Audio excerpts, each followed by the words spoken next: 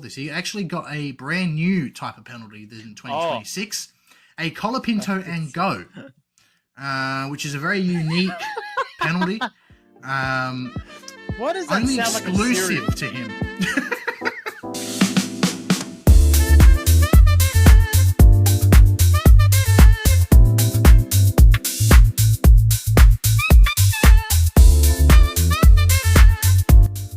And welcome back to another episode of the Cooldown Room Pod with Dan and Alex. To be honest, I have forgotten what episode this is. Episode 7, Alex, I believe? 7. That's right. But, boy, episode 7 is probably going to be the best yet, because this weekend we had the Australian Grand Prix, which means we didn't only just have Formula 1, we also had a pretty chaotic Repco Supercars round. Alex, what is your initial thoughts overall of the weekend? Well, I first of all want to calm you down a little bit, because your messages in our chat yesterday while the race was going on were explicit, to say the least. We've got a lot of notes. Not only was the F1 hectic, I guess you can call it, but Supercars, I don't know what the hell happened. Did they get paid extra to put on a show or something? Because oh my god, it was out of control, nuts. It was literally out of control. You're right. Yeah, I don't know, mate. I could not keep up with Supercars. It was just insanely wild, and it never stopped. No, that's it. Even Thursday was probably the most mid race ever. It was, compared to the rest, it was so tame compared to what we saw, especially Sunday with just carbon fiber flying everywhere. But before we get into today's review, of course, be sure to hit the like and subscribe button, hit the notification bell to stay up to date with all the latest pods, but also some brand new news. 7 p.m. for those watching live, and for those not, go back in time, it'll already be there. But 7 p.m. tonight, if you're watching on live, our episode 2 of Racing is Life will debut over on our LTM YouTube channel and Slipstream Autosport channel.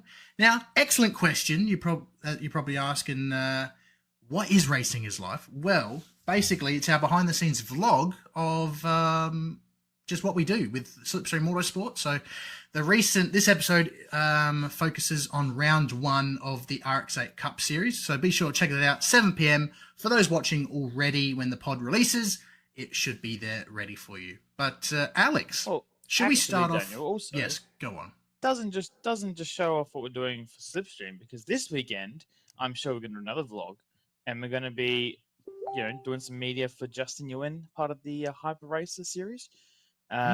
So yeah, that'll be good, and we don't have to travel, so that's nice. So yeah, it's not just about what Ivan and Slipstream Autosport do. Whenever we do something at a racetrack, we will vlog it and bring it to you. So yeah, definitely. We'll be covering AU4 Championship as well, so all the behind the scenes action with that as well. So it should be a really cool 2026. But Alex, shall we start off with Supercars or Formula 1, because they're both very beefy topics? Yeah, I'll flip the coin, really. Jesus. I kind of want to... Yeah, Jordan for the first comment. Done. F1. Jordan has decided F1, and I agree, based on what I'm wearing too. Well, for starters, Ferrari are back, so that's a good start. Second of all, what the hell happened? Wow. I've never been so excited, disappointed, and confused all at the same time. That's probably the best way to describe it. I'm still recovering. I don't understand what... Yeah.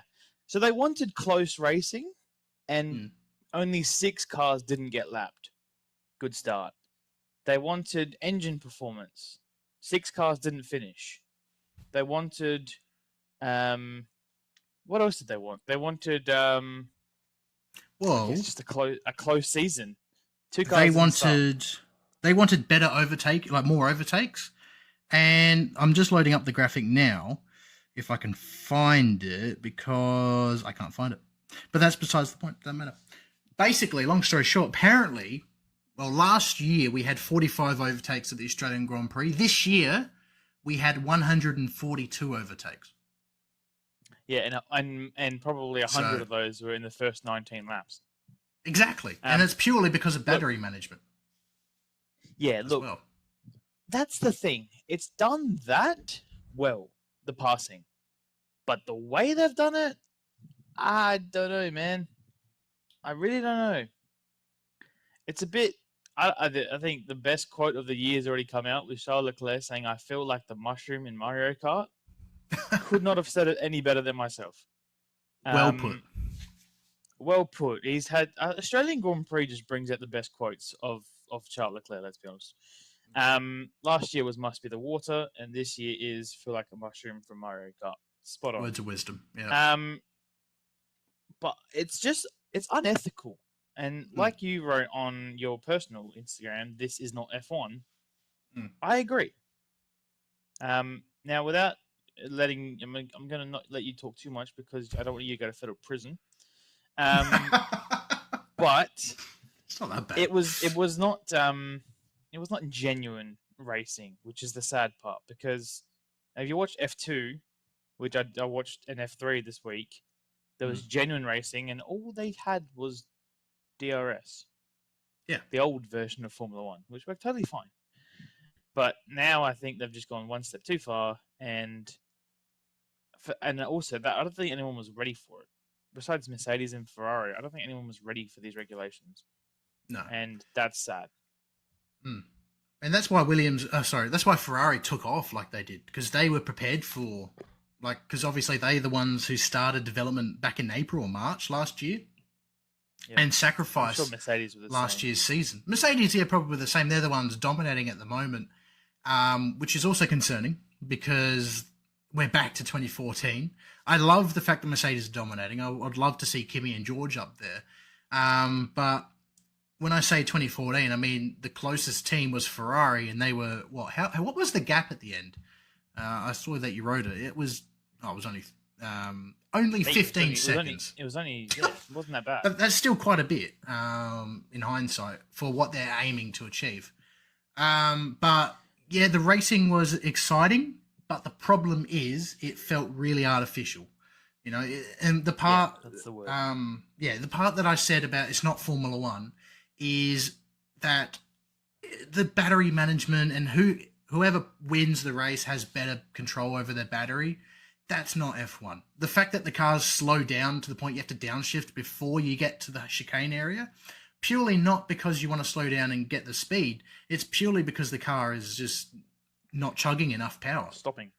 It's just, it's really pathetic. In my opinion, they should really, I said this on my Twitter as well, they should ditch the 50-50 power unit in favour for a V8 or V10. Use sustainable fuels, because that's what they're using this year, which is a positive because hopefully we can move towards that. Purely have V8, get rid of hybrid, and just go racing. I don't understand the point. Like, when you think about it, cool, they got that overtake mode, so extra power. They got the active aero. I still don't even know how and when they can use it. I'm not going to bother learning because until they fix the actual racing, I'm not going to care all that much. But that part made sense. But why are they using like an iPhone 6 battery and it dies in 3 seconds? Like, I seriously don't understand it. Why is just their battery dying so quickly? Didn't you hear they made a deal with Apple, to show all their races this year with F1 TV? That's probably why. Actually, speaking of Apple, real quick, I've seen some clips of Apple TV's broadcast. And by the way, if KO gets too much, I might be switching. It looked amazing. Anyway, next story. I like the idea of it, but holy crap! And like we said last week, man, the Chinese Grand Prix has a much longer straight. They're gonna literally slow down with about 500 meters left. We were talking about Baku even as well. That's going to be horrible. Yeah, because but I'm hoping by then they fix it. Chinese. Yeah, me too. Yeah, it's true. This week, and that was already bad enough. So, yeah. And by the way, I've written our notes. I don't know if you saw it, Daniel, but super clipping is an excuse for bullshit. Yeah, it is just that's my quote of the day. Man, I just don't. So who came up with super clipping? I don't know. Someone I who just mowed my obviously lawn. knew. That was super clipping. Whoever came up with the idea, not- they knew that they had to make something sound exciting Nah. when they're in the shit. Super clipping's what I did an hour and a half ago. I mowed my lawn. That's super clipping. I don't know who came up with this. It's just terrible. So that's the crap part, I think, taken care of.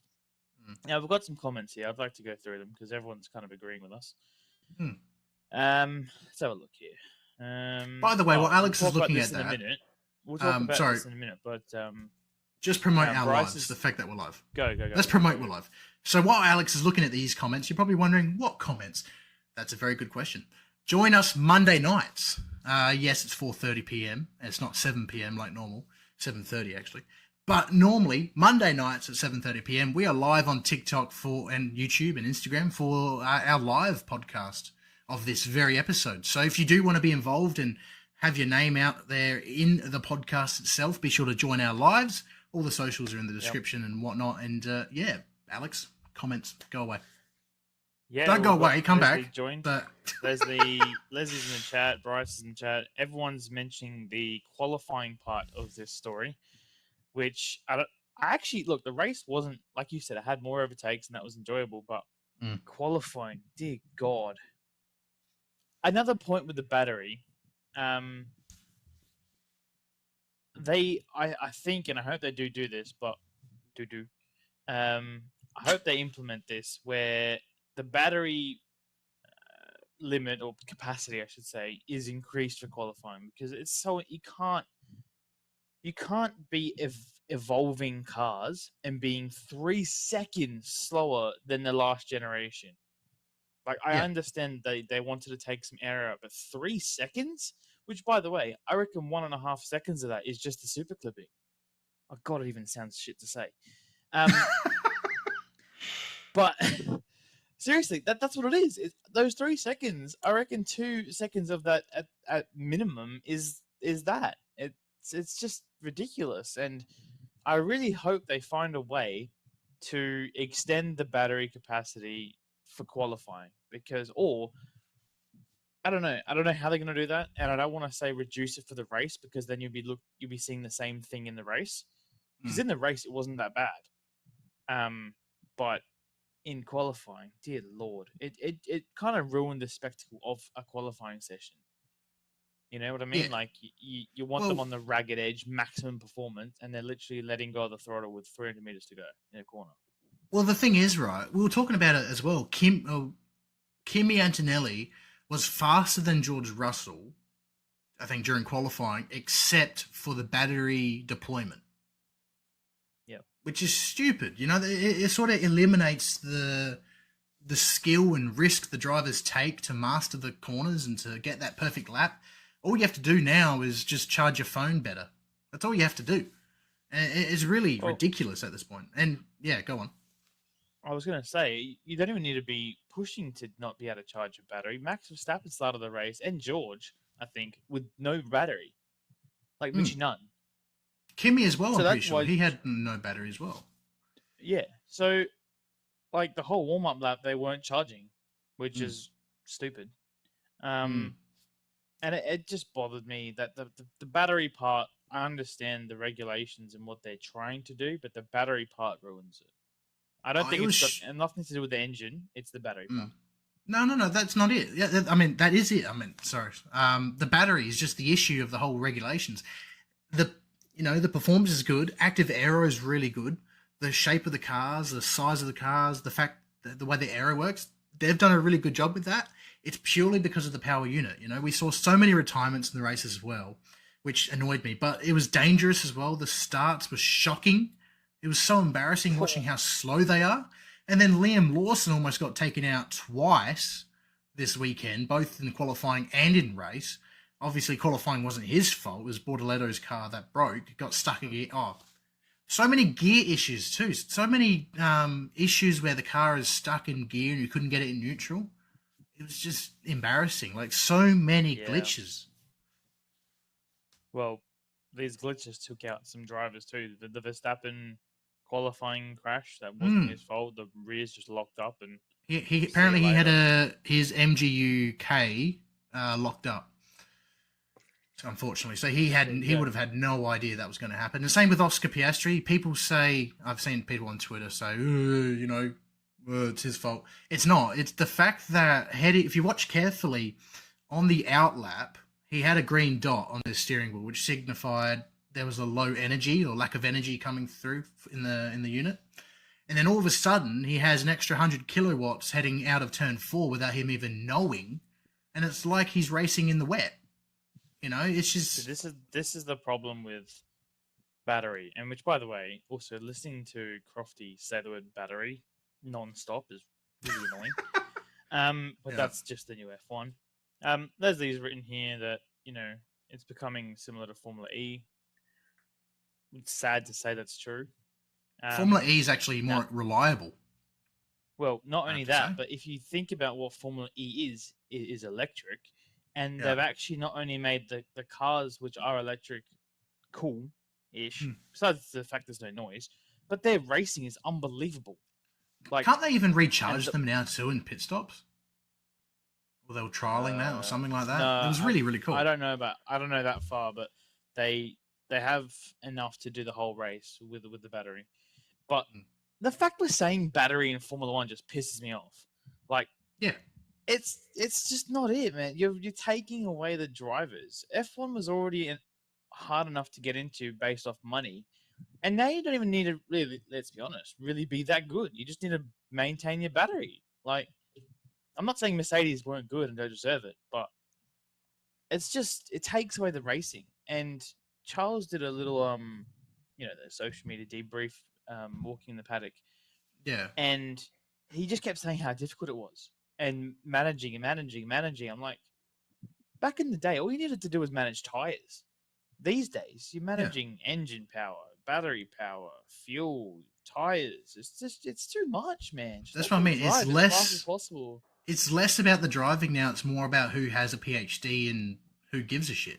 Oh, That's the thing. It's just ridiculous. Yeah, exactly right. Also, it's ruining the sport. Like, F1's the coolest sport on planet Earth, and you literally had 6 cars not finish because they failed. And Bryce, it's annoying. What did Bryce makes a really good point here. I would be shit at F1 because I can't manage my phone battery. Absolutely bang on, mate. My phone is constantly 10%. Yeah, and make it worse when they're using iPhone 6 batteries that last 2 seconds. Exactly. But that's the part that bothers me. Like, the 50-50 part, I understand and can get on board with. But why don't they have a bigger battery? Like, why? Like, literally, you watch the charge thing on the onboards, and it literally dies from full charge to empty. Yeah, within 4 seconds? Something ridiculous. You would think they prepare for the fact that the car is 50-50. Surely you would think, we're going to need a lot more power for this to cater for that. It's just, apparently not. They haven't thought about that at all. My next question would be why, and I don't know. I'm not a technician. I'm not an engineer. I don't know the answer. But why not have a battery that depletes less, that can get to the end of the straight when they need it, and then just have a bit less horsepower? Because the speed, the top line speed was really, really good. Like, it was matching, if not surpassing, the last generations. But then as soon as they hit it, it died, and then they were slowing down. Yeah. So what's the point of reaching the full speed then? Yeah, that's the question. Like, no, they might be faster. Yeah, they might be faster, but what's the point if you're going to go 100k slower by the time you get to turn 1? Yeah. So the fix, the easy fixes in my mind, is have a bigger battery that lasts the length of the straight, or B, don't use as much, I'm guessing kilowatt or watts. Yeah, kilowatts, yeah. To deploy that much to actually get you to the end of the straight, because I don't mind if their top speed's slower. I just don't want to see them literally get off the throttle 200 meters before a braking zone. That, you can't have that. I'm sorry. It's unnecessary. It's stupid. It's just dumb. It's just full on dumb. By the way, we have a lot of comments in, and now we have a lot of viewers on YouTube and Instagram that I'm keeping an eye on. Leslie's chucked in here, but F1 has always been about the best car. That's true, but now it's even more vital to have the best car and best battery. And then Rob has joined in. F1 is meant to be the peak performance by the drivers, running at 100%, not coasting into corners to save battery. It's lame as F. I agree. Totally agree. Min's joined. G'day, guys. What a week! What a wild weekend from Supercars. I like I had a blast watching them more than the recharging shenanigans of Formula One. Totally agree. Leslie's just being silly and said that they need to just switch to rotaries. That won't improve anything. I'll be 1 sec. You keep talking. I'll be right back. I'll cut this part out. No, all good. Dana's going to be a parent. That's fine. Min's also gone on to say that F1 regs right now are an absolute failure. They need to rethink about this 50-50 mess. I agree. Now, no one on YouTube, but there's a lot of comments on TikTok. Let's go through these. Which is, where do I even start?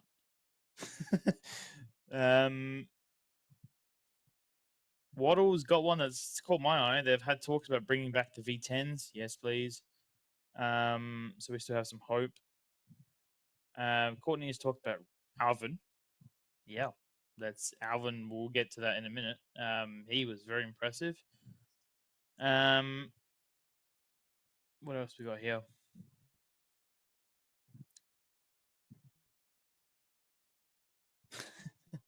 They're talking about the battery percentage, which is funny. Yeah, the driving part is just more crucial.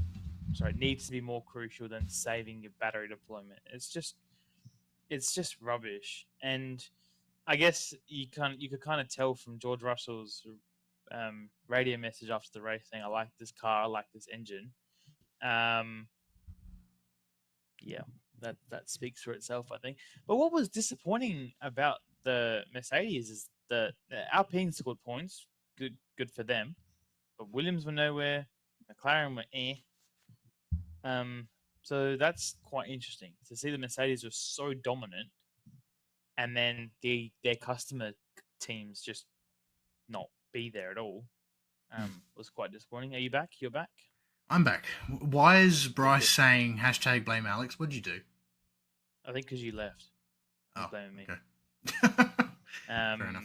So just Bryce being cheeky. Yeah, no, I like what you mentioned about. Sorry, how you mentioned about Mercedes teams, because McLaren go from. Yeah, I know. We said and we predicted that they might have a tricky year compared to the last few years, because they always do with the new regulations. But compared to Mercedes, they are way off the pace. You know, obviously we didn't see how Piastri went, but Norris himself just struggled all weekend. He just wasn't there. Piastri was always on top in terms of teammate battles, but the McLaren itself just didn't look like a winner this weekend, unfortunately. No, it didn't. And I think what made it worse was the fact that they couldn't even. Well, Oscar didn't start the race, so we don't know what that comparison would have been. But even still, like, him and like Lando and Max were fighting for fifth, and they were 51 seconds behind Mercedes. Like, that's almost lapped. That is about 20 seconds away from being lapped, which to think is nuts. Actually, credit to Max. I'll shout him out a little bit. I'm not a Max fan, but to come back from 20th to 6th, I think it was pretty impressive. I feel really bad for his teammate Isaac. Didn't deserve that, unfortunately. Yeah, I thought it was Max, because I'm pretty sure Crofty said Max is out, but then the graphic came up with Hadjar, which I was more disappointed about. Because I think Hadjar minimum could have finished 5th. And he was doing so well though too. He was on for a 5th place, like you said. Yeah, I think the Ferraris would have obviously been in front, but I think by the end he still would have finished ahead of Lando. Lando didn't have much to defend. He defended off Max, but another problem with his batteries, and we're going to keep bouncing around and talking about it, was you could chase someone really easily, but then after that you've run out of battery. and you're spending the Yeah. next 5 laps trying to get that back. Although, what was good about it was, so Alvin, oh, fuck's sakes, Alvin Lindblad. I love that you just unconsciously or subconsciously did it. Damn it! I was trying not to say that. By the way, if you're new, we've got few new comments in here. Arvin Lindblad is here called Alvin because Daniel couldn't pronounce it. And did you say Arvin? Pretty sure you said Arvin. Then you joined them. You joined the two together. Arvin Lindblad. Arvid with a D. Oh, with whatever. No, don't care. It's Alvin anyway. Alvin and Ollie Behrman were battling pretty aggressively toward the end of the race. Yeah. And then there's a part where Alvin got shoved off the road, or close to being shoved off the road. And then the engineer said, one more chance to get him back. And he was like a second and a half behind him. Now, in the old F1, you'd run under DRS, game over, nothing would happen. But he actually caught him because he used the battery to get back to him, which is a good thing. But then once he got to him, it did make a difference. Yeah. So, yeah, I'm disappointed by that part, but oh well. But there was a shout out from Courtney to Alvin because that was one of the best debut weekends. And we said this because he hadn't driven the old cars as much. Yeah. He had an advantage. He never drove an advantage.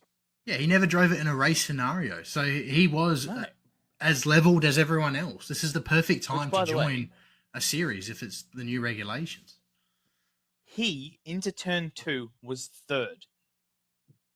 I don't know if you picked up on that. He was genuinely third. He was in front of Lewis. I was too depressed to be honest with you. Yeah. I was actually more excited the fact that Leclerc was leading turn 1. So I have to have a look at that again. Sight. Oh, that was chef's kiss. Wasn't that a beautiful sight? Chef's kiss. Now, basically, Alvin followed Lewis, but the only thing Lewis did was go to the outside, and Alvin went the inside. Right. I feel sorry for people joining in thinking, "Who the hell's Alvin?" Yeah. We'll you just got to keep watching our videos, and then you'll understand who. Yeah, just go to our YouTube channel. You know, episode something, episode 3, 4, something like that. I want to say 3 or 4. Yeah. Yeah. Or even better, or as well, go to our social media where we've actually made a reel of it, so it's actually easier to find.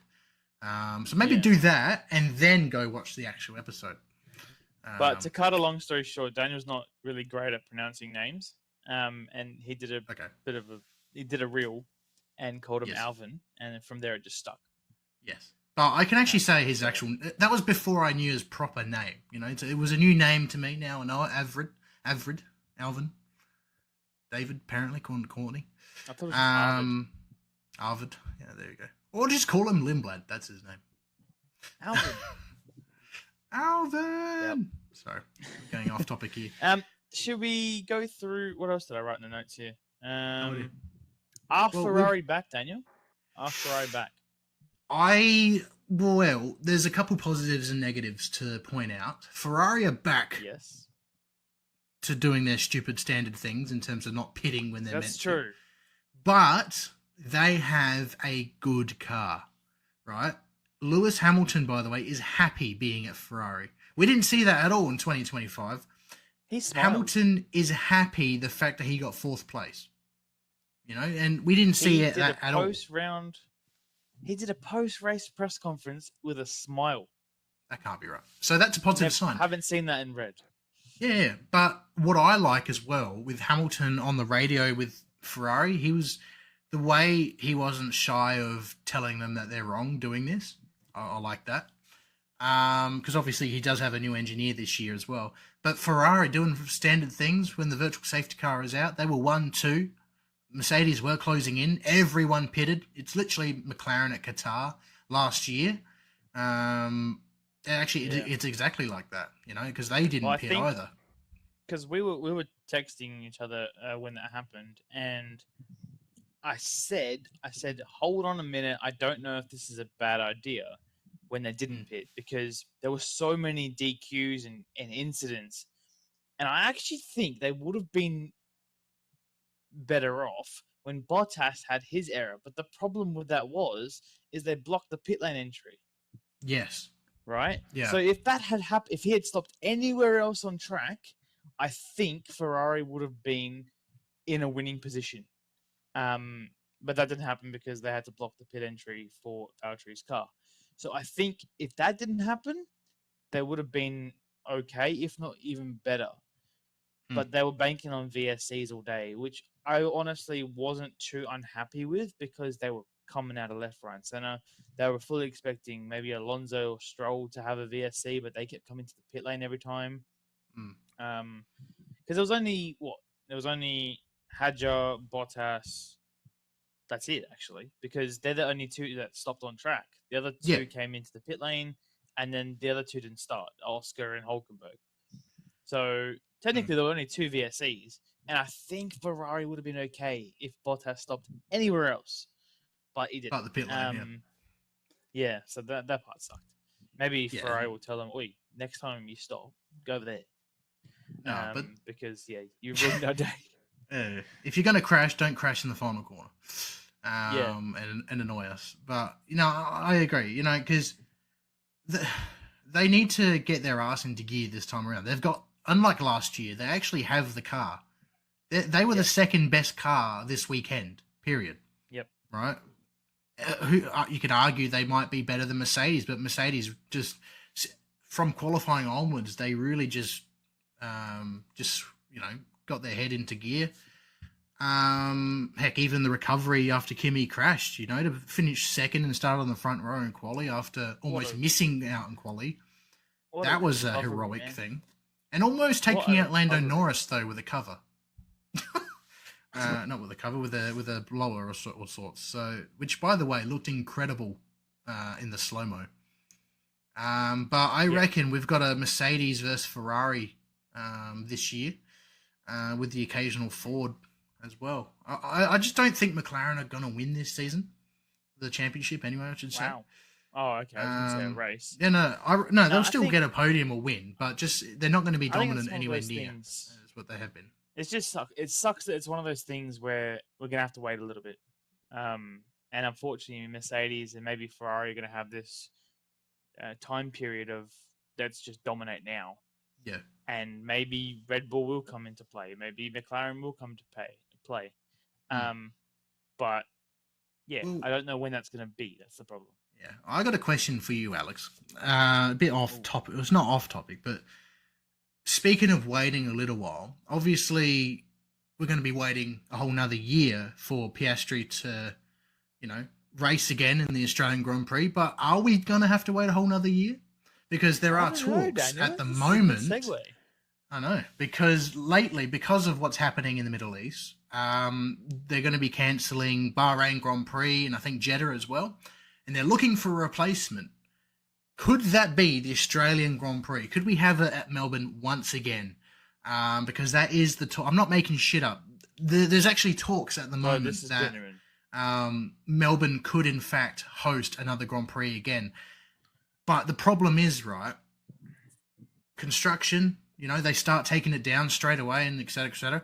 So are we going to find out come this weekend what's going to happen? Because obviously they go to China and then we've got a 2-week gap before Japan, but then they're going to need to work out what are they going to do with their cars? Are they going to take them back to their workshop? What's going to happen? Alex, what do you reckon? Well, if anyone lives in Melbourne, I think Bryce does, go to Albert Park and please let us know if they've taken stuff down. Because they were saying that if they were to do this again, they're legally, once it comes down, it stays down. They can't put it back up again. And to be honest, that would be a lot of work. To do it all in, what would you say, about 6 weeks? Within 6 weeks? Yeah, something like that. So that is the only issue. I've also heard that Imola could be a replacement again, which I'm not mad at because Imola's not on the calendar this year with Madrid taking its spot. So I'm all for that. I always love Malala. I do love Malala, but that's beside the point.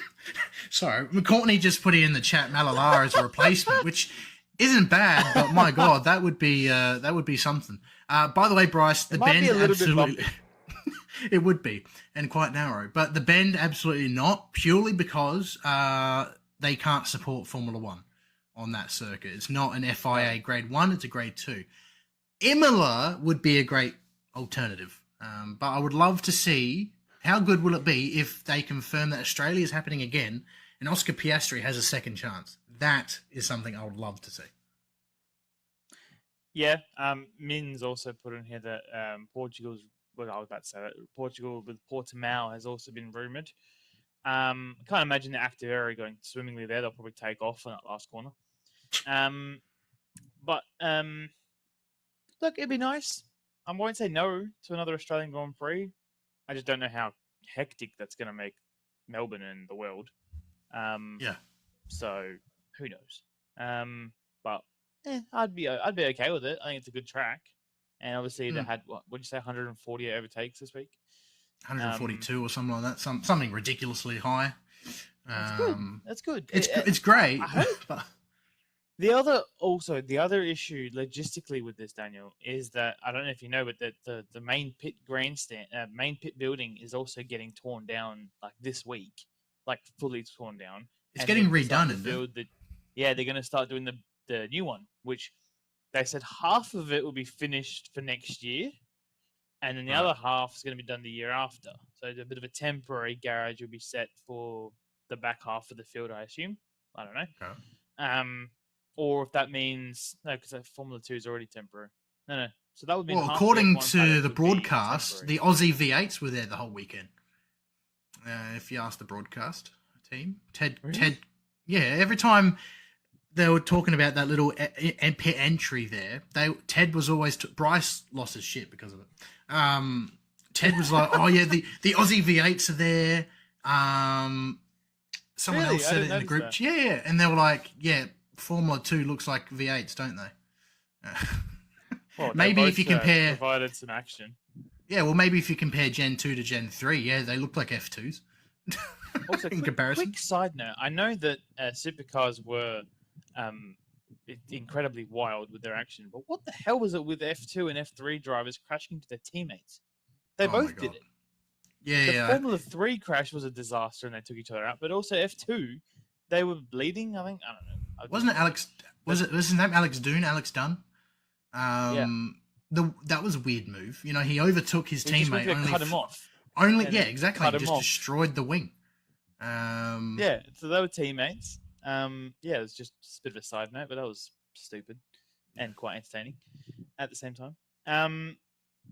Do we have anything to talk about with else with Formula 1? Because it was a bit of a mess. But well, before we dive into Supercars, let's go through just the results. I guess anything to note, we can talk about it.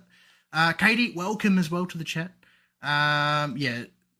To be honest, I'm not surprised. That was pretty how you go on that incident. It's just ridiculous. The crashes that we saw. It was a pretty big hit too. What about Sandown for F1s? Sandown would be cool. Don't know if they're allowed though, but they used to race Formula 1 there back in the day. Pretty sure. Isn't Albert Park the only FIA 1 approved? I think so. Well, if the Ben's not, so then Ben's I can't think of any other track that would be safer. What about SMP? Well, that'd be interesting, wouldn't it? Yeah, that's also Grade 2. Anyway, but yeah, they can't host MotoGP. No. Unless Peter Malinowski is trying to get this MotoGP track up in 6 weeks. Yeah, let's fast forward it. You know, bring it back to Adelaide. We'll share it with Melbourne. I'm fine to share it. That's fine. Yeah, take turns. Let's go through the results, though, Alex. Yeah, so, go through them. So George Russell, Kimi Antonelli, Mercedes 1-2, the first Mercedes 1-2 that doesn't include Lewis Hamilton. It's the first since 1950s, I think 58 or something like that. Something ridiculous, which is crazy to think. So amazing result for them. Kimi will win a race this year, and there's no doubt his ability is really skyrocketed since he started 12 months ago. Yes. Yes, agreed. Real quick on that. If he didn't have the dreadful start, he would have beaten George. He only finished 3 seconds behind him. And And closing too, I'm pretty sure. He lost a good. Yeah, no, he will win a race, and it could be this week. Who knows? Yeah, well, that's it. We do have sprint as well, so anything can happen with that. And then we got the two Ferraris with Leclerc and Hamilton. And then we got Lando Norris, world champion from last year, just not performing as well as he should this weekend. And that is comparing to Oscar this weekend as well. I'm not just saying overall. I'm genuinely saying he was nowhere in comparison. And then we got Max Verstappen, who, by the way, went from 20th to 6th, and no one really paid attention to that because of what was happening overall with the weekend. Yep. And then we got Ollie Behrman and Lindblad in P8. Audi scoring their first points on debut with Bortoleto in 9th position. And then we've got Pierre Gasly in Alpine in 10th position, who, to be honest, I was expecting a bit better with Alpine, given how, they switched to Mercedes power this year. But it goes back to what you were saying about the customer engines. It's not as powerful as the Merc that they've got, apparently. And then we got Albon. Got a hold of it, yeah. No, they might eventually. And then we got, Bryce, I agree. Audi could have gotten double points if Hulk actually could have started the race. Completely agree.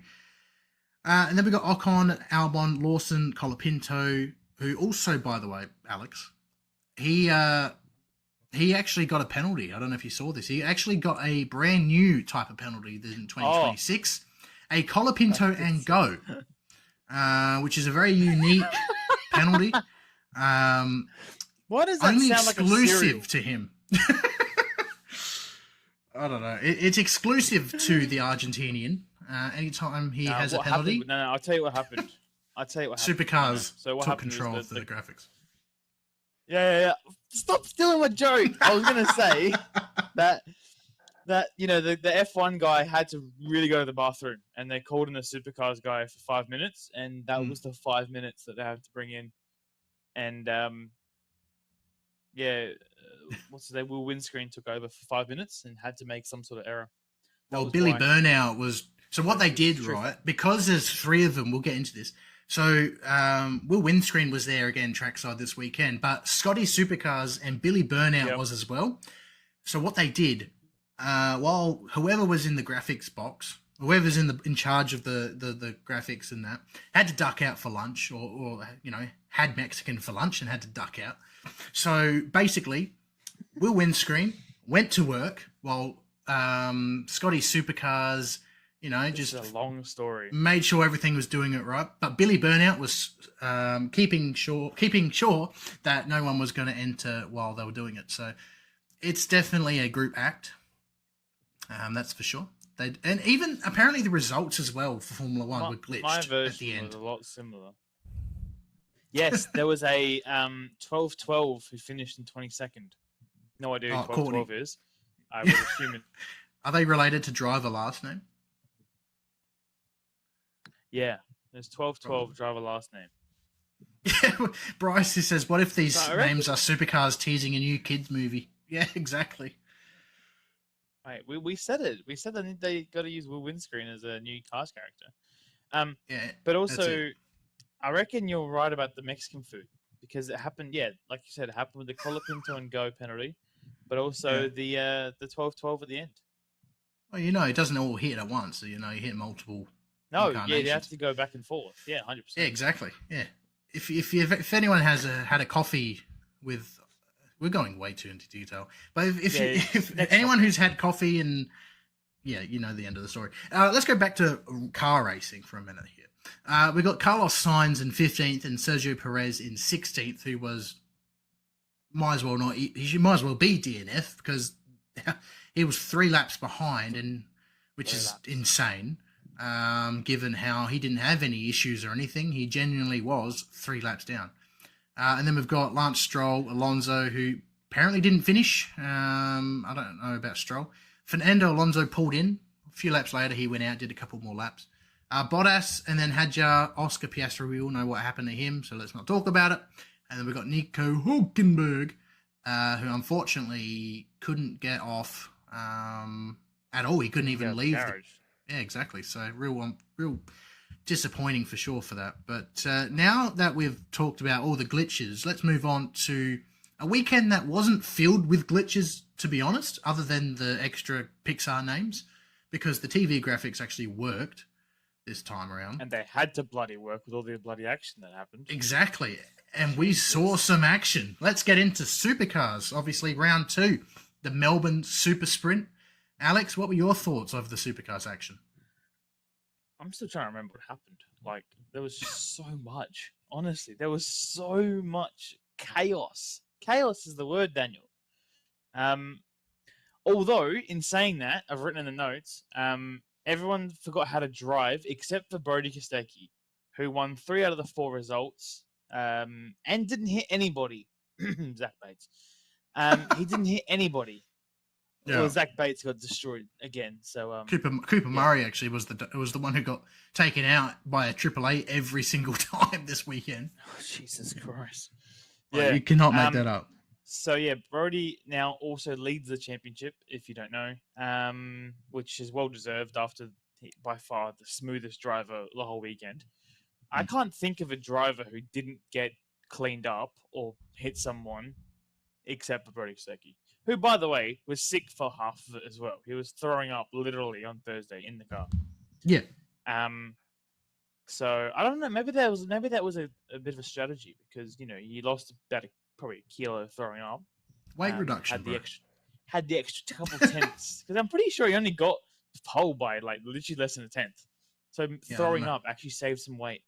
But the fact he threw up at turn 9 as well, apparently, or something like that, which is, if you know what corner that is insane to even do. Because Frosty made a good point. Like, imagine sneezing in the car.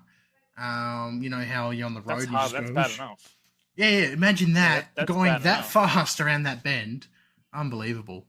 But yeah, what a result from Brody. Lucky Dogs pod delivering this weekend on Sunday.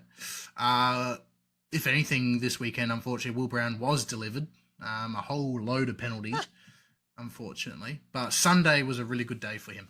That's for sure. So, how we've been doing a little bit of, not bets, but, predictions. Have we? We've already got them all wrong. But a new one. Will Will Brown finish a race weekend, not a race, without a penalty? He's 2 for 2 already. Well, can he go to New Zealand and not get a penalty? He got 45 seconds worth of penalties this weekend.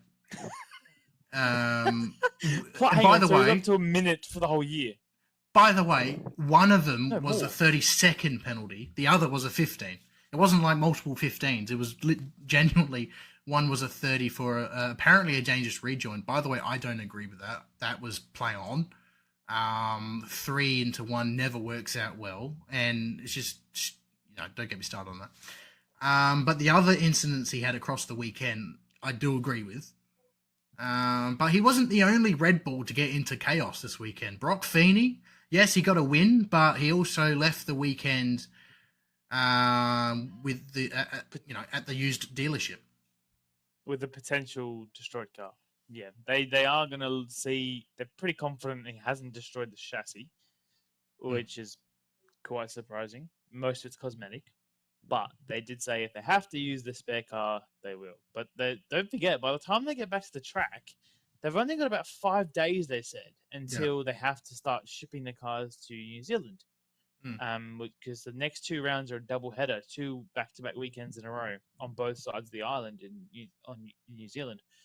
So very short turnaround again for the supercar teams, and especially for Red Bull, and I'd throw in Erebus, who have to potentially rebuild a car in 5 days. Yeah, exactly. Pretty hectic. Also, speaking of poor luck, Mins just commented in.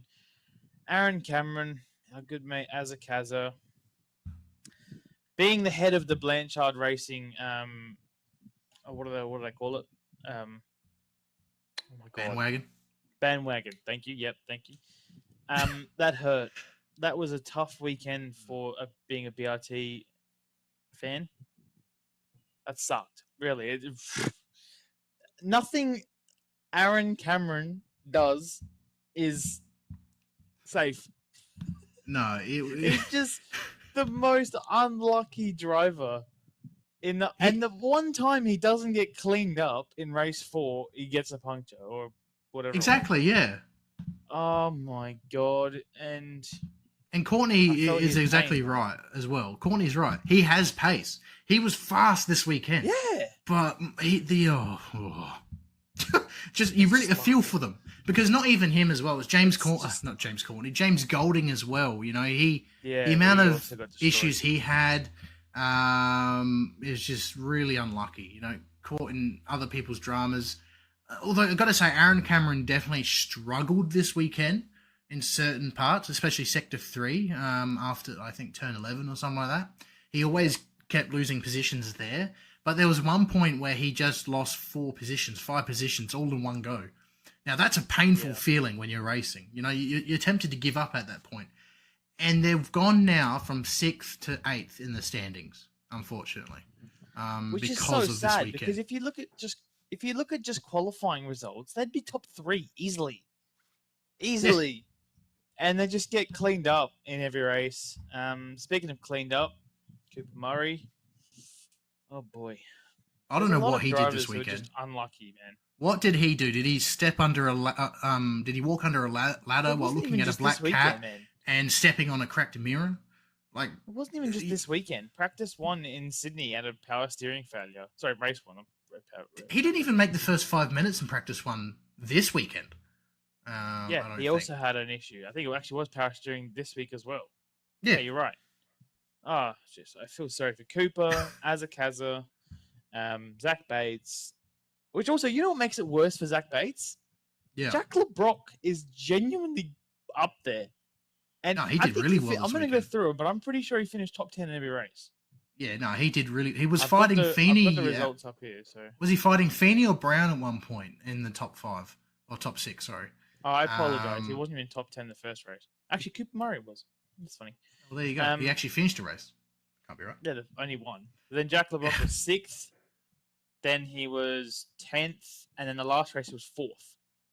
So, that's just insane. Also, shout out to Jaden Ojeda, who finished 7th in the last race. That was very impressive. Did you see? Speaking of him, did you see? The crash with we'll get into the crash soon, but did you see that Declan Fraser dodged everything only by a smidge? It was pretty chaotic. Got hit by Heimgardner still, but he got away with it. But back to Jaden Ojeda, he from crashing out in practice and missing out on both qualifyings on Thursday to drive as well as he did. I think he moved up to 13th or something from last, which was really impressive. For race 1 or 2, either of them. But overall, his pace this weekend has been really good. Obviously, he has been around there in a Formula 4 car back in the day. So he definitely knows his way around Albert Park, but that was the older layout. Obviously, he hasn't been around the new layout in these cars yet until now. So he did really well. Definitely the weekend they needed after Sydney. Yeah, Min on Instagram has also pointed out Kai Allen and his pace because you mentioned Jaden Ojeda did a comeback, but he was dead last in one of the races, I think it was the first race, and still came back to 13th odd. He was flying. Then the Penrite luck fell off a cliff in the last couple of races, especially as Bryce mentioned, Payne had 3 flat tires at once. Which is really unheard of. No. Really unheard of. And unfortunately... 2 I can understand, but 3. But 3, that's odd. But that was a weird incident as well. That was just a racing incident. I don't know. Golding wouldn't have known he was there at the time. He wouldn't even factored it in that there's a wall there. No. But now, unfortunately, because of that, he has lost the championship lead. Now, he's actually gone down to 4th. I can see here. He got hit pretty hard by and because of that, by the way, I just want to point out Cam Waters is now 2nd place in the Sprint Cup for not even being on the podium at all this weekend. I'm pretty sure. Mate, literally, you just finish a race and you're going to be good. Seriously, that's how hard it is in supercars. Just don't get cleaned up and you'll be fine. I'll see if I can find all of his results. So in race 1, he was 6th. Race 2, he was 4th. Race 3, he was on the podium, third. No, so he did get And podium. then the final race, he was sixth. So he was just top six all weekend. That's it. Yeah, and it shows, It was just second place. That's it. Whereas Thomas Randall, It was just unfortunately, 11th. consistent. Yes, the word's consistent. Yeah, Bryce, the spin, I even said before the spin was literally reminiscent of 2024. It was that all over again with Waters and Payne. Like, I was expecting carnage. Like, you could just see it happening. It was literally shot from shot. One thing I want to talk about, Alex, and you're going to get pretty fired up by this because you always do. Qualifying on Saturday. That's right, Saturday. Yep. Ryan Wood. Yep. Almost. Yeah. Okay. Yep. Let me say my piece before. I'll let you charge up. Let you warm up because we're going to be here for about half hour now. Basically, if you don't know, Ryan Wood had some gear issues in the first qualifying. His car would like a sensor issue or something simple, something electronic. So he missed out on his first run. His second run, he was able to go out, and he was on for a good lap, by the way. That car looked really planted, I must say. But unfortunately, he had to abort that lap because everyone, including their dog's neighbour's cat, was so slow heading into the final corner, all trying to get track position.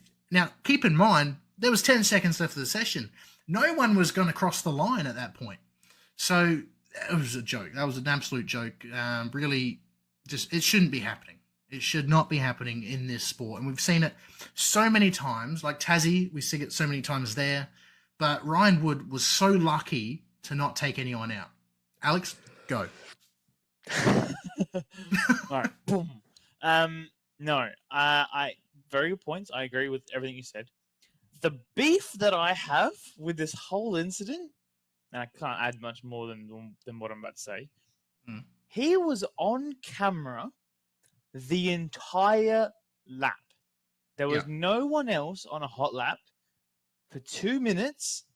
2 minutes, 120 seconds. Where, I don't know, an engineer might say, hey, Woody's on a hot lap. Get the fuck out of the way. Like, just seriously, it was brain dead. It was similar. I was getting flashbacks to the Bathurst 12 hour where that car was sat there for 20 seconds and no one thought to put a yellow flag out or something. But also, genuinely, when that camera changed at turn 12, when it went from onboard to seeing around the corner, and Chad Naylor, the only part that I kind of liked about his commentary this week, you couldn't even see him in the shot. Yeah. There were that many cars in frame. How he didn't, like Bryce said, how he didn't clean up 5 cars. Thomas Randall was the one I was seriously waiting for him to rear end the crap out of him and destroy both cars. Oh, what a mess. So then, Woody had to start last, unfortunately. And then, like you said, the worst part was none of those cars in frame actually made it to the line. No, and they weren't going to with that pace anyway. No matter if Ryan Wood was there or not. They would have never finished their lap. Or start their lap, now, I should say. A quick question, or not question, a quick point about the qualifying. Do you remember the last episode we did? I harped on about the fact that you might remember when I say it. I mentioned the fact that the qualifying for some dumb reason is 12 and 8 minutes. Like 8 minutes is insane. Yeah. So there actually is an explanation from this. So they interviewed Tim Edwards, who's the director, about this. Roland Dane, here we go. Bryce has beat me to it. Roland Dane, who's now the principal of Premier Racing, went up to complain because he was saying the teams in the back half of the field are disadvantaged by the enormously long pit lane because of that. Not only do they have to go through theirs, they have to go through the Formula One paddock as well. And all of it's at 40, I want to say 60, 40 kilometers now. 40 for Supercars. I think it's actually 40. Yeah, I think it's 40. But by the way, just want to point out, F1's pit lane limiter went from 80 to 60 this weekend because of the extra. Preferred, by the way. Which is the extra because of Cadillac. But yeah, go on. Yeah, that's fine. So he was complaining the fact that, especially, I can't remember which one it was, but he was saying how the back teams don't get an extra lap like the front teams, which, let's be honest, because you're at the back of the pit lane, it means you haven't done very well. Now, with the what do they call it? I guess active pit lane, you can call it, where each round the order changes. Yeah. That obviously is not going to help, but it obviously gives you the opportunity to do well. Because years ago, it was purely based on the Constructors' Championship, so therefore the whole year you were screwed in that position. Whereas now with the active pit lane, it can change. As you said, Blanchard have gone from 6th now to 8th now because of their unfortunate weekend. But they said the 8-minute qualifying session, the reason why that's so short is because it literally only gives everyone one lap. Now, what I'm proposing is, why don't they just have a 1-lap quali? So, send a car out in pit lane. And they're all only allowed to 15, do 1 lap. Yeah, 15 seconds at a time. No one can get in the way, so that means you destroy the Ryan Wood saga. All right? You do a warm-up lap. You have a set minimum speed. You warm up your tires. You do your hot lap. You come in, done. If you're so short on time, why not do something a bit different? So you're thinking of a full field shootout? Yes. To some degree? Yes. Okay. So you send the cars out literally in the pit lane, 10 seconds apart. Right? Yeah. They go in order, do your lap. No one can pass, because that's another thing that bothers me in qualifying sessions is passing. And you do your lap. Just one. I like that. Just one. I don't mind that. You like it? As a GP special, you know, like, yeah. Because obviously not as slow as the shootouts, because, you know, they have pauses. Like, yeah, I like the idea of them going out, like, as soon as they cross the line to start their lap, instantly the car behind them goes. Or something like that. You just keep rotating through. I like that idea, because it'll be a lot more... It'll actually, funny enough, be quicker to do that. I think Bryce is saying it won't work for lack of timing. I think it'll be quicker. I think genuinely you get it done in 6 minutes. Yeah, well, it's less chaotic, less messy. Yeah, well, I think it'll be, or maybe 8 minutes. I think it'll be literally the 8 minutes. That's your perfect time slot. But even if they get everyone in, what if they put them out every each 2 cars out per, you know, instead of just the standard one or something? Yeah. That could work. You know, that would be a lot quicker. And I'm not saying they need it. I'm not saying they need a shootout. Like, if they literally wait for the whole track. I'm saying set them at intervals. Or honestly, screw the intervals part and literally just do 1 lap. Just do one hot lap. That's your lap. And if you have a mechanical, tough luck. Yeah, tough luck. I like that. I like that. Let me know in the comments below. Let us know your thoughts. It's really interesting for sure. But what I want to point out, though, as we move away from the quali, Supra made history this weekend. They did. You know? Obviously, Ryan Wood missed out on the qualifying that time. But before that, on the Friday, he got the manufacturer their first podium in 2026 with the Supra. So, amazing result. I didn't think the Supra would get a podium this early in the season. So to see them up there, I'm really happy. Yeah, well, we said last episode too that the engine was the part that was lacking. And since then, they all got new engines, apparently. They did. And they'd all been dynoed, all 5 of them, which was impressive because there was a short turnaround for this race as well. And it worked. Like, that's not massively drastic, but it's competitive is the word. I reckon that's going to be the right word. Yeah. But I'm honestly because if they had the same engines they had in Sydney, they wouldn't get gobbled up. Like, Sydney's not even that fast. They would have got destroyed.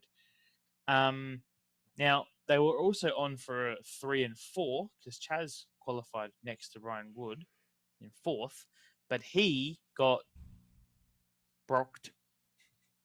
I call it. So in our group chat, this was funny.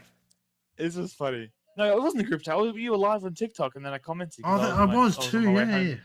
That's right. I was on my way home on the train, and I said, Feeney broke Chaz's steering because they had contact at 10-11, I think it was, and it snapped Mostert's steering, and he dropped way back in the field, and very quickly too. So could have been a 3-4, but Feeney Well, pocket.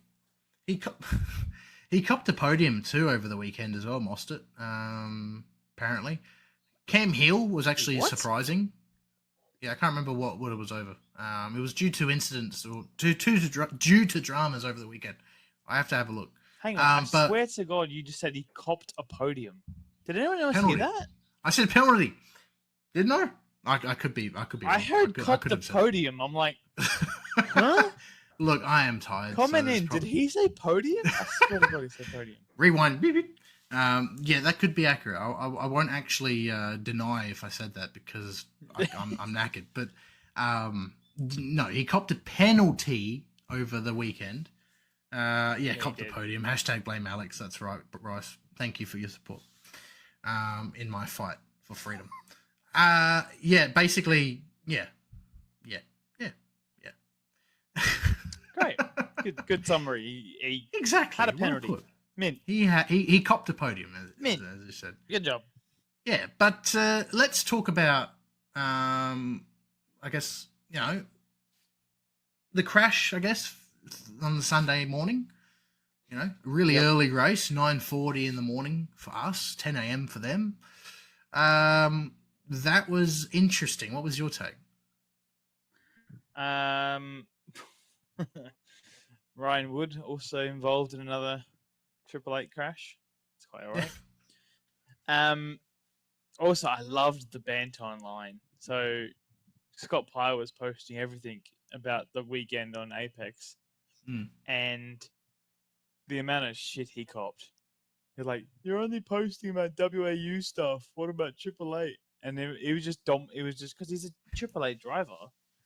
I think it's really shit, honestly, of Scott Pye to do some of the stuff he does.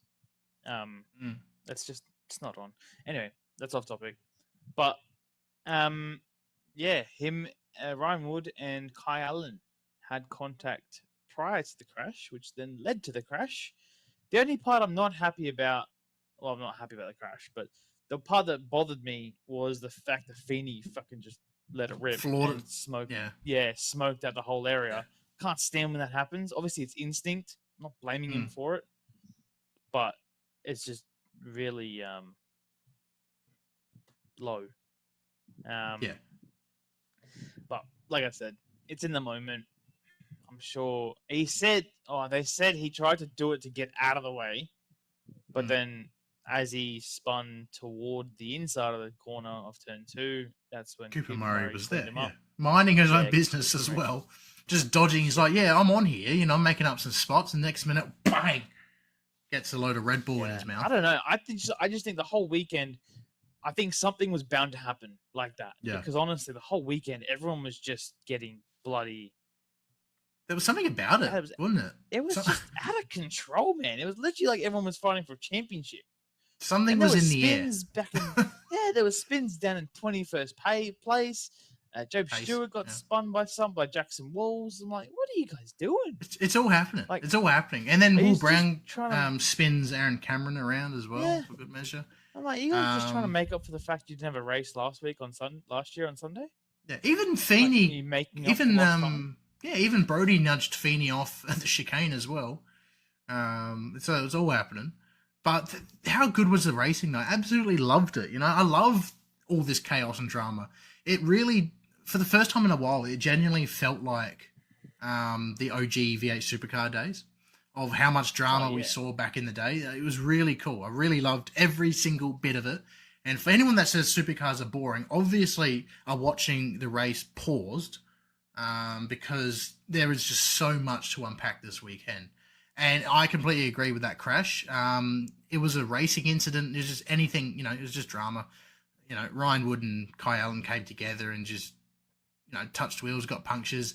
You can't really turn when you got a puncture, and Feeney was an innocent bystander at that point. But yeah, that spin he had afterwards, where he floored it.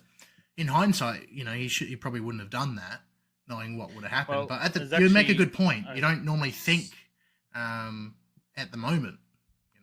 Go on. Well, sorry to cut you off, but Bryce has said apparently there was a stuck throttle which caused the Was it though?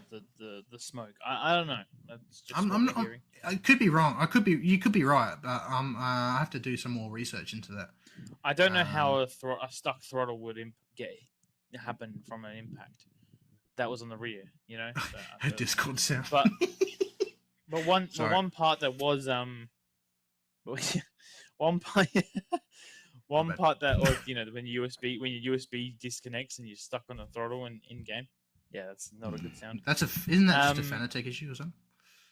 Yeah, maybe. I'm a Logitech user, Bryce so I'm is not just too sure. talking. Yeah, you got other problems.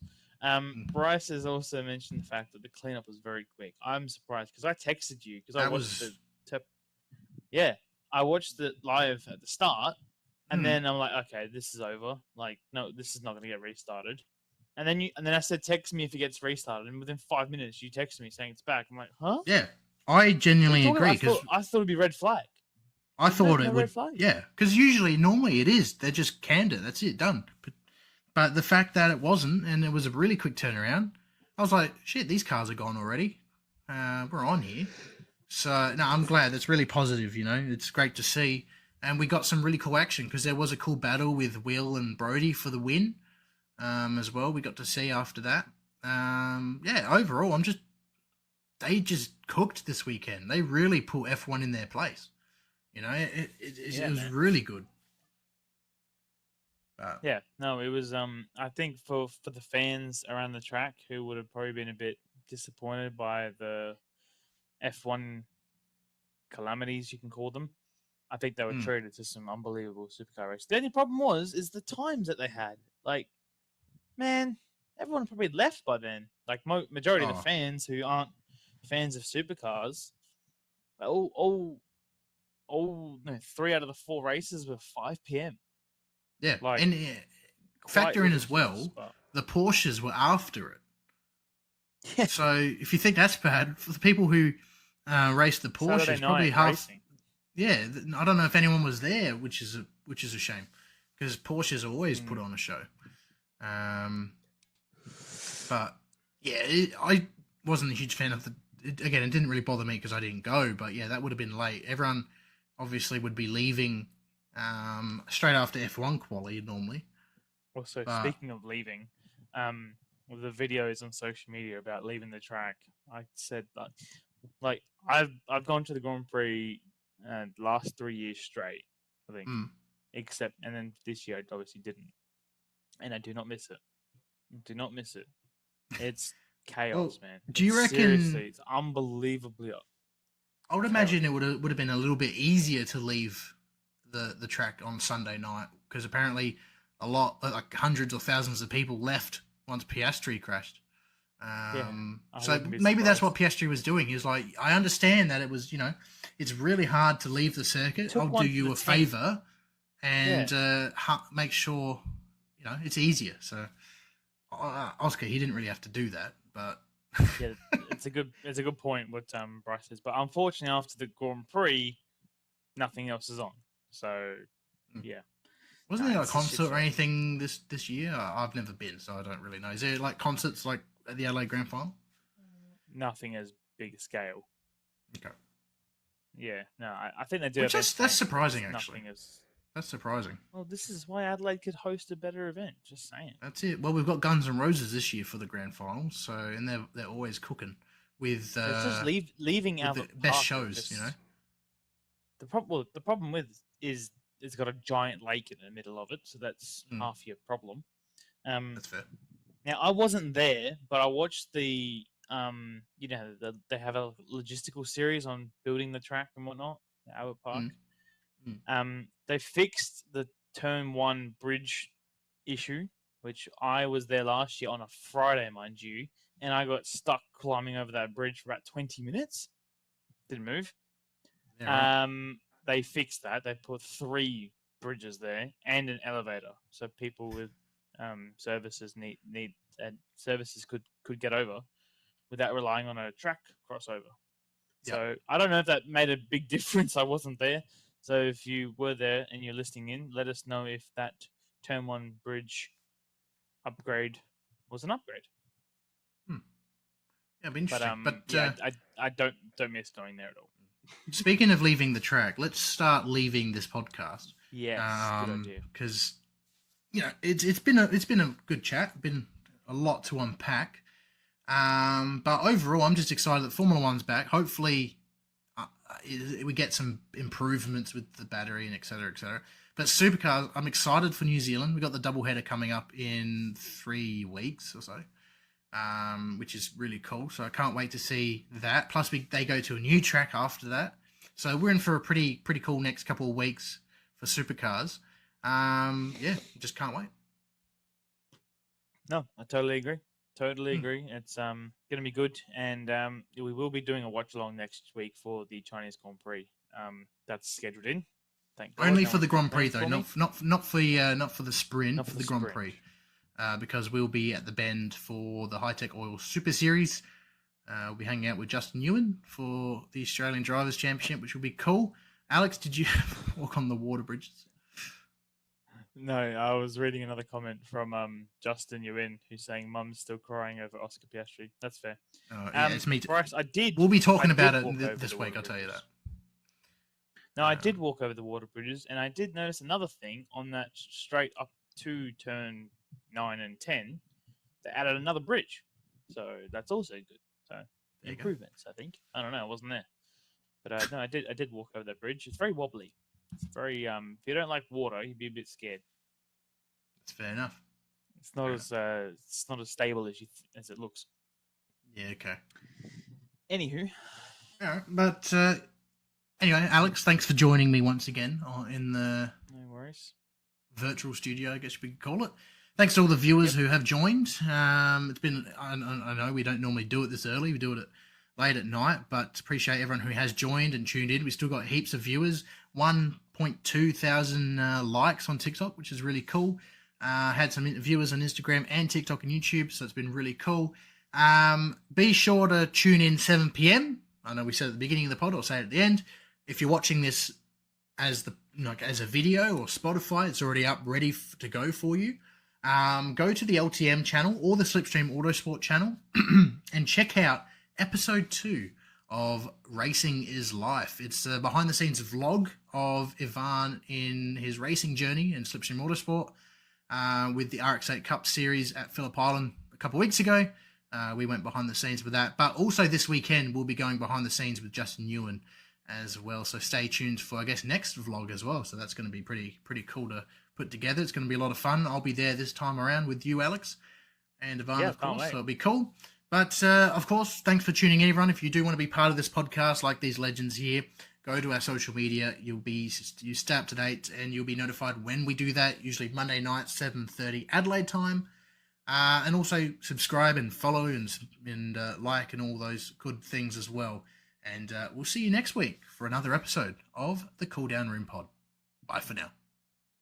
bye.